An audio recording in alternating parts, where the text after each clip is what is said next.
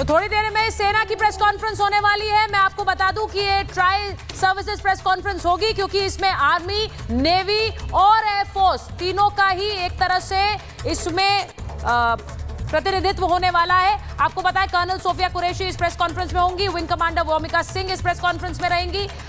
ये press conference थोड़ी देर बाद होने वाली है। अब militarily commodore Raghu M Nair भी रहेंगे इस प्रेस कॉन्फ्रेंस में।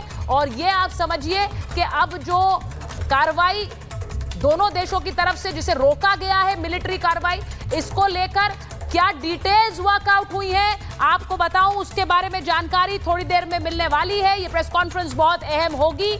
आपको बताएं कि शाम 5 बजे से ये सीज फायर प्रभावी हो गया है। तो इसका सीज फायर का प्रभावी होने का सीधा मतलब, मैं एक बार जरा जल्दी से मेजर जनरल कोचर स्टूडियो में आ गए, उनसे पूछूंगी डीजीएमओ टू डीजीएमओ बातचीत हुई है मेजर जनरल? इसका जो खबर आई और जो प्रेस कॉन्फ्रेंस में उन्होंने कहा कि पाकिस्तान के डीजीएमओ ने भारत के डीजीएमओ से सीज फायर के लिए बात करी। और ये दोनों चैनल में ये बात हो रही थी, मिलिट्री टू मिलिट्री एंड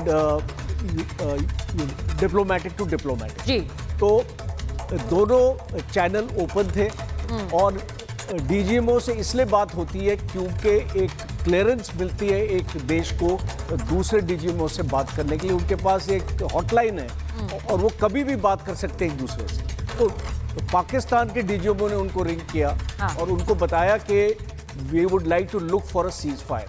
तो अब ये सीज फायर का मतलब हमको समझना पड़ेगा। इसका ये मतलब नहीं है कि आपका जो सिचुएशन है वो बॉर्डर पे वो एक परमानेंटली आपका चेंज हो गया। It's only temporary. Yes, cease fire का मतलब है कि अब एक दूसरे के ऊपर आप हमला नहीं करेंगे और अभी एक बातचीत का दौर आपका चलेगा। अब इंडिया ये चाहता है कि ये एक बायलैटरल हो, बिकॉज हम कोई थर्ड पार्टी को अपनी बातचीत में नहीं हम एंटरटेन करते। ये हमारी पॉलिसी रही है हमेशा से। और इस बार अमेरिका ने इसलिए मीडिएट किया था क्योंकि भारत और इंडिया के बीच में कोई भी बायलैटरल टॉक्स नहीं थी, बंद थी। तो एक मीडिएटर को आना पड़ा। आप जानते हैं कि कोई भी युद्ध होगा, अगर उस युद्ध को रोकना होता है तो एक मीडिएटर को आना पड़ता है। पाकिस्तान भागा गया था यूएस के पास क्योंकि कल का जो एक्शन था उसको, भारत का जो 6 एयरबेसेस को नष्ट किया गया है, वो एक बहुत स्ट्रैटेजिक लॉस है पाकिस्तान के लिए। और वो जानता था कि आने वाली लड़ाई को वो सस्टेन नहीं कर पाएगा और उसका एयर डिफेंस 40% नष्ट हो चुका था। तो इसीलिए जो ग्राउंड सिचुएशन थी वो पाकिस्तान के लिए मुश्किल पड़ रही थी।